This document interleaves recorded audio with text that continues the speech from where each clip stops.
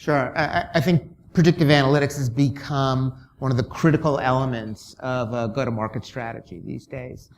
Without being able to identify who you're going to target ahead of time, without being able to identify, well, what should your marketing mix yield be, without being able to tell your sales force who in a decile fashion, who are the top, 100, prospects that you call today, you don't have a chance to be competitive. So it's critically important that you're leveraging predictive analytics in order to do that. And there's only one way to get at predictive analytics these days, in a relatively quick way, and that's going through the cloud providers to get that done.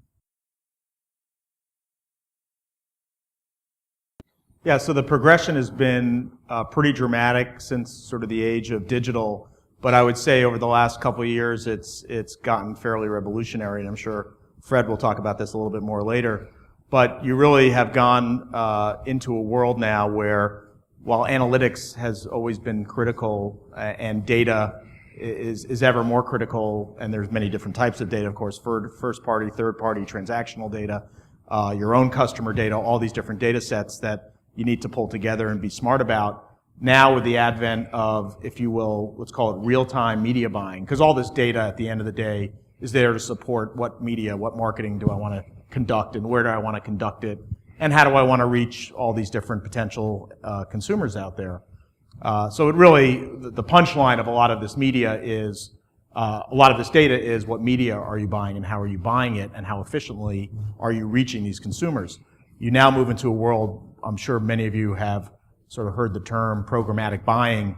That's sort of the latest iteration of what really started as the idea of a trading desk for media, where you could arbitrage real time what data, what audience you're actually willing to buy, what targeted consumers you're willing to buy, and really bid for a lot of that.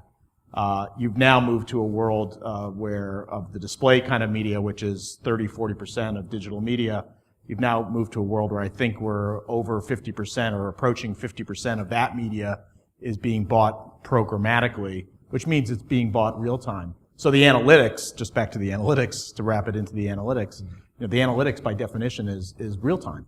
It's millisecond real time, determining, what you're willing to buy, what inventory is available, what are the demographics you're looking to buy, what kind of consumers you're looking to reach. So you're now to a point where you can't buy this media this way unless you have analytics.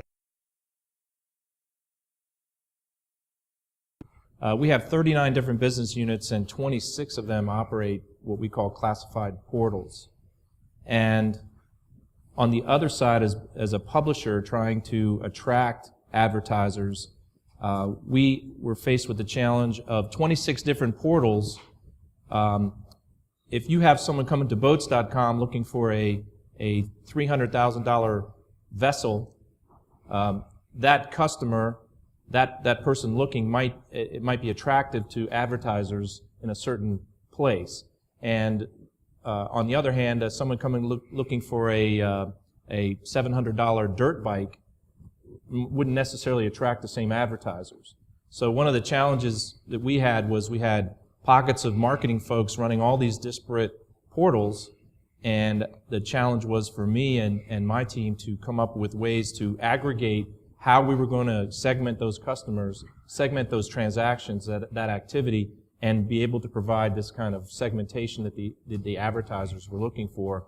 And that was quite a challenge for us to get all these cats herded together to cooperate, to figure out the system that's going to capture all these transactions and segment these customers, and then present that as a unified offering to the advertisers out there.